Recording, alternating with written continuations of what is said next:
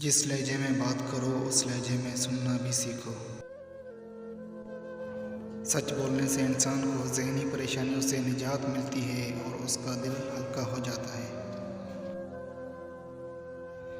रिश्तों को इतना गलतियां कमज़ोर नहीं करती जितना गलतफहमियां करती हैं। पैसा हैसियत बदल सकता है, औकात नहीं।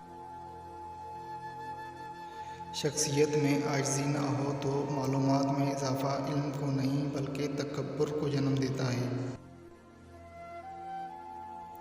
नसीहत कीजिए मगर शर्मिंदा ना कीजिए, मकसद दस्तक देना होता है, दरवाज़ा तोड़ना नहीं। अपने अंदर की सोच को साफ रखें क्योंकि कश्तियाँ बाहर के पानी से नहीं अंदर के पानी से डूबती हैं। गुफ्तगू के लिए इंसान मुँह अपना खोलता है मगर तरबियत उसके बड़ों की बोलती है। मुश्किलात में घबराना नहीं चाहिए, सितारे हमेशा अंधेरे में ही चमकते हैं। बेहतरीन दिनों के लिए बुरे दिनों से लड़ना पड़ता है।